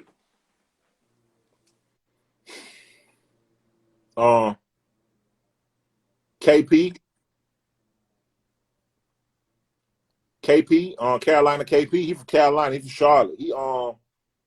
He did some shit for Thug and Lil Keed and all them, but that's my guy. KP, Carolina KP. Quasar from Virginia. He go to VCU. He actually in LA right now, but I feel like he probably one of the best producers. He gonna be one of the best. I feel like he gonna be here for a long time. He just ain't really got discovered yet. Yeah. But he got some shit been going viral on TikTok and shit yet, but he ain't had his big break with like no big artist, but I'm hoping I be the nigga who break. That's two. My best music, 80% of my music and my best music is with OTE D-Rock. Where he out of? He from the east side too. Okay. That's family.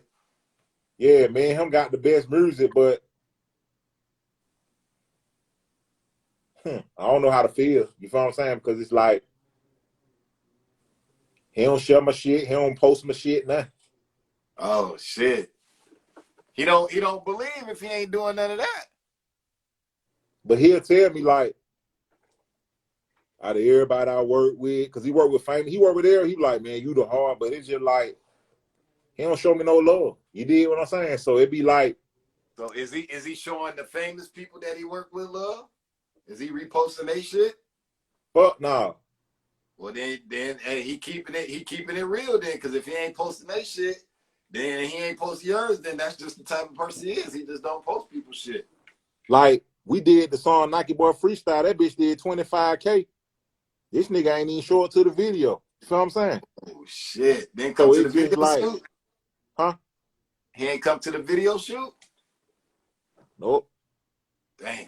And everybody be like, you and him made for each other. Like, we got the best. Our music's better than anybody's shit around this motherfucker. But I don't, you know what I'm saying? I don't even know what to say. You know what I'm saying? Yeah. But I ain't got no pressure with them because I still put the shit out. Right. But I just realized, like, nobody ain't gonna care till you make it. And that's when your phone gonna keep ringing constantly. I don't give a fuck who it is. The outside, like I say, the outside from Detroit, Chicago, Houston, all these, man, I got a slew of producers. I got producers in New Mexico. Like, it go on and on and on.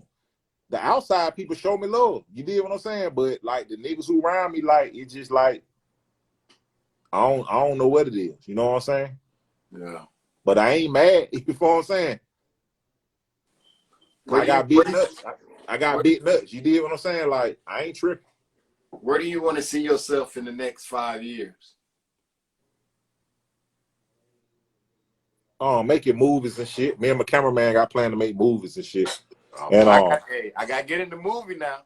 yeah, cause my cousin, she out in LA, she real deep in that shit. Like, she big, but she be getting on my ass because it be like, Atlanta ain't got no, for Atlanta to be big of a city and all the shit we got going on, Atlanta ain't got no hood movies like how they got in Detroit and other places and shit. You did what I'm saying? Yeah. So, yeah, we're gonna be making movies. I'm still be doing music. By then, I'm way 4-5 years. I'm gonna have plenty of artists and shit. I'm just be working, but that what we want to do, movies, put our own music to the movies, like just do what we do on some independent shit. Show these niggas like pick up with motherfucking No Limit and CMG like we next. Like NBE, we doing the shit next. You know what I'm saying? Yeah. We definitely the hood movies and shit. And that'd be dope because you do your own songs for the movies. That's the sound. Yeah. You know what I'm saying? Yeah. That's what I'm on. Okay. But this shit go hand in hand because like I'm catching fire. So the more I catch fire, when I get into the movies, it's gonna make everything make more sense. You did what I'm saying? Right. But I'm a rap till they tired of it. You feel? Yeah, I feel you. Every rapper know when they tired. You know what I'm saying? Hey, if NikeBoyZeke had the opportunity to open up for anybody, who would that individual be and why?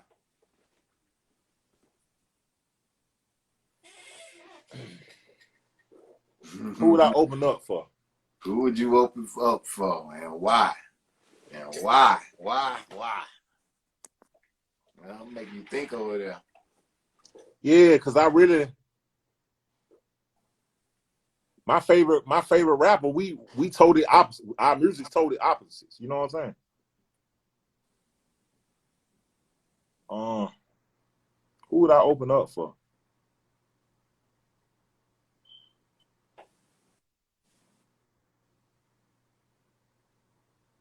2 Chainz, maybe. 2 Chainz. 2 Chainz. Why 2 Chainz? I fuck with 2 Chainz because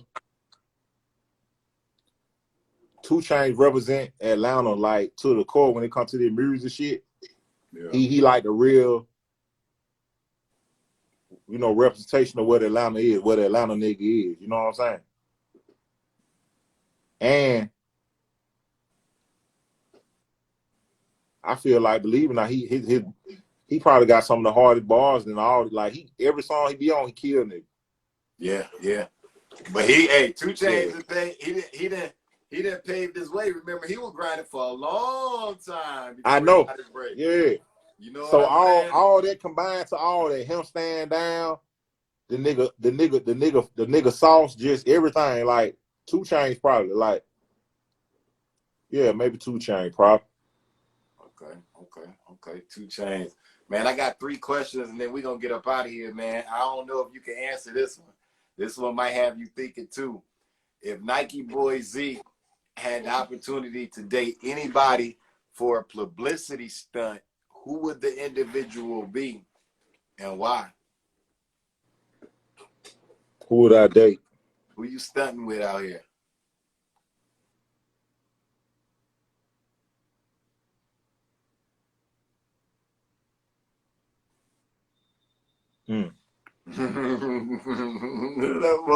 that boy thinking. Ooh. I don't know. Probably one of them white Hollywood bitches. You know what I'm saying? Like Kardashians. Yeah, maybe one of them, or really like probably whoever the biggest porn star or whoever the biggest hoe is. Like, you know what I'm saying? Yeah. Okay. Yeah, I like hoes and porn stars and shit like that. 304s, like, Hey, you know what I'm saying? Nike Boy, we gonna fuck around and see NikeBoyZeke on Pornhub. Goddamn. Yeah, cause see, I done been in a I done went with like three real like famous porn, like they big. Like I done went with real porn stars. Damn. Yeah, but it was more like I ain't know they were porn stars. It'd be more like them type of females, strippers. All they draw to me because it just be like I don't judge them. Like I like hoes. Like I'm cool. Like I understand. You know what I'm saying? Yeah. And it's rare that they meet somebody who understands. It's always somebody trying to either talk to them like they're their dad, is somebody trying to change them, or somebody trying to down them. I just look at it like you can do porn. I still hold the door open for you, or I still go out to eat with you. That don't make you like the scum of the earth. You know what I'm saying? Yeah. You just get money, and you doing what a lot of these women who say they ain't hoes doing for free. These hoes be fucking the weed man, the neighbor, the baby dad, like they doing it for free, having 10 kids. You just know what the fuck going on. What is NikeBoyZeke's favorite dish? What do you enjoy eating the most? Oh, weed. Edibles. No, I'm just being funny, but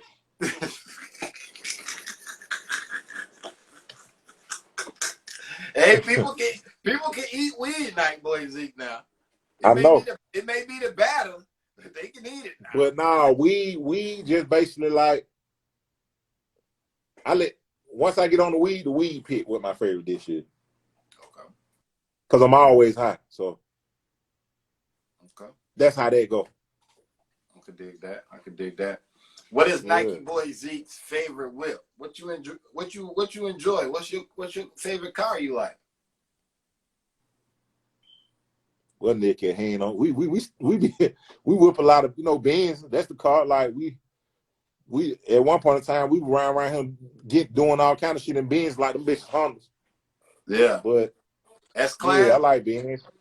S-Class or E-Class? We don't have every kind. We don't have before I went to Feds, it was SL 500, 550. Now just the basic shit. Yeah. Yeah. But we always somehow we always have a bunch of them motherfuckers. But I like Benz because they big, they clean. Yeah. You know what I'm saying? You can get around like that type of shit. But don't like my favorite. That'll be everyday car. What's better, a Benz or a BMW? I've been trying to figure that out for the longest. BMW way better. Yeah. BMW way better. Before I went to the Feds, I had a 760 Li for like 2 years, and that bitch was like BMW is just like better performance. Like they big, but they got speed. You can ride them on the highway. They do everything. Like they way better than the Benz. You know what I'm saying? But it's just that Benz just I don't know. It just look better. Yeah. A little better, but it's like you can't really lose. But if you want to go for like performance, the BMW the better. But only thing about that shit, Benz, you got most styles to pick from. You know what I'm saying? Yeah. The BMW, I like the 750. The 750, 760, all them motherfuckers, them cars the shit. Like I rode it every day. Curves and everything. But yeah, so you can't lose either or. Okay. I'm just trying to figure out which one I want. Like how all these niggas get deals and buy Hellcats and this and that. Like me personally, everything will be Benz around my shit, G wagons and Benz, you know what I'm saying? Just Benz up. That's just me though. Yeah. Okay. I gotta get me something. I don't know. I'm debating BMW or the Benz, but it might be the BMW. The BMW gonna be better though. Like better. Like that bitch. Like you could take that bitch, shoot the floor. Like you can do. You can slide in luxury. Yeah. Benzes, they cool. Okay. But you know what Benz is like too. you ain't gonna dog them out how them females do. But you know what I'm saying? Like, I just say BMW would be better if you spending your hard earned money on some shit, BMW would be a better car. BMW. Yeah. Keep that in mind.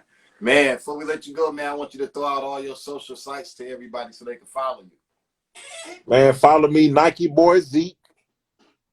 The name in the bio, man. The shit click my bio. Everybody gone now, but here, follow me, goddamn. I'm on all platforms. One thing I'm on about all it, platforms. it don't matter that they gone. It don't matter that they gone because after we get off, they gonna watch it. I gotta send this footage over to my videographer. Yeah. He's gonna edit it down. Yeah. And get it ready for us to upload it on YouTube. I feel you. Yeah. And then we're gonna send you the link. You know what I'm saying? And then you can send it to all your folks. You know what I'm saying? So, hey, this ain't the end of this. We go on YouTube. We put all videos on YouTube, man. DJ Sly Tay Podcast Show on YouTube. Go over there and check out some of the videos. And we're going to have NikeBoyZeke video up there real soon after it get edited down, man. And like I say, bro, whatever you want, repost it. Tag me, bro. I ain't one of them people that ain't going to repost it. I'm going to repost it. So, start tagging me and everything that you got going on, bro, and you'll see, man. Like I'll share it. Yeah. One thing about it, it don't take nothing but a second to share somebody's stuff. You know what I mean? Yeah. And I just felt like I know interviews gonna start coming. Like few people been asking me, but it's like I gotta tell the truth. I don't give a fuck who get mad. You know what I'm saying? You gotta tell the truth, man. Yeah. Gotta tell the truth because I'm coming from a real point of view, like, fuck being a real nigga. I'm a real artist. Like, I spend real money in this shit, real time, real everything. And people need to know. They need to know what the fuck they gonna go through or learn from me. Like, they need to know the real. Like, this shit just ain't all about jump around, glitz and glamour, everybody cheering for you. Like, you gotta put in work. You're gonna go through a lot of shit behind the shit. You're gonna have to sacrifice, and you're gonna have to stay down. You know what I'm saying? Man, the next thing I want you to work on is a book. You got a lot of you got a lot of information and a lot of real stuff that you talked about, man. Put it in a book, man. And one thing about putting something in a book and putting it out, that's another form of publishing. Right. So think about that, man. Get with your writer and give us your story. You right. know what I'm saying? As you giving it to different people that's interviewing you too, you get that residual income with that book of yours as well. You know what I'm saying? Right. You know, they gonna go buy it. Yeah, I know, because dudes be like, oh yeah, shout out to Vegas too. They fuck with me hard too. They just fucking with me hard. Like a bunch of niggas in Vegas. But dudes just be hitting me up, be like, when you gonna come out with some clothes? When you gonna do this? Like, we'll buy it. And I be like, I just be reading my DMs like, man, this shit crazy. Like, all right. You feel me? That ain't crazy. To me, I think that's signs. Them your signs. You know what I'm saying? And sometimes as people, we got to take heed to these signs that come. Shit, if they asked it for merch, the next day you need to be waking up, hey man, I got people asking for merch. And we gotta get this shit together. Let's get this shit together. And one thing about merch now is you don't even have to go out and get that shit printed up. Like back in the day, everybody would go get shirts and shit printed up and be sitting on all this merch. Now they gonna make it as the orders come in. Right. You know what I'm saying? Yeah, so it'd be like, I can do so much, man. But it'd be like, I feel like a lot of folks moving faster with me than I'm moving with me because I'm still on some shit like, I still got music that finna fuck folks up. Like I'm still working. Like I got a lot of shit going on. Yeah. Cause I done did a lot of shit. So I got like, they looking at the 5th, 6th video talking about, oh, he the next big thing, he this, he that. They don't know, like, y'all tripping off this shit. Wait till y'all see this shit. Y'all see that shit. Wait till y'all see that shit. Like, me and all my partners and my cameraman, we really be laughing. Cause we locked and loaded, and then we make shit every day. You know what I'm saying? So it don't stop. That boy in the lab right now, boy. Yeah, we live in this motherfucker. Like I lived in the other one at the big studio. Like we do this shit for real. Like same thing a nigga do. I bring the club right here. I fuck a bitch right. Everything a nigga can do, I'ma do it. You dig what I'm saying? So we gonna make that music though. You dig what I'm saying? So it's like It's a lot, man. I'm finna goddamn just go crazy on these people. Man, I can't wait, man. You deserve everything that's coming to Yeah, you. man. You deserve everything that's coming to you. But don't forget, man, start tagging me in everything that you post, bro. You I know what got you. I'm saying? I want you to tap into my audience. You know what I'm saying? Yeah. Pick up some more fans. But shit, man, I'm gonna get up out of here, man. I gotta run down to the strip club for a minute, All right. and run down to the strip club for a minute and see what's going on down there. But Yeah. definitely, man, NikeBoyZeke, I appreciate you taking the time out your schedule to get on with me, man. It definitely means a lot. I love the music, man, and I know your time is coming, man, and I'm just gonna be so excited for you when it all unravels the way that you want it to. You know what I mean? And I'm looking forward to working with you. I don't know, maybe me and some of your producers, they could take some of my shit and we could go ahead and get it right so that you can spit on it and we just do it 50-50 shit. I ain't sweating shit. I Yeah, ain't we worried can about work, man. I damn they can work with it. I'm down to like a producer myself. Yeah, Yeah. well, that shit, you could, me and Yeah. you put our hands together and see what it is. Then. Yeah. Once that me and all my producers argue because I be in there like this. Like, nah, slow this down, do this. Nope. Like, take this. Like, I'm real. I'm hands on this shit because it my story. You know what I'm saying? Right. So yeah, we gonna work it out. All right, my boy, man. I appreciate you, man. I'm up out of here, man. Thank you again, and we wish you mad success in all your endeavors. Appreciate you, man. Love. All right, OG. DJ Sly, DJ Sly Tay, DJ Sly, DJ Sly Tay, DJ.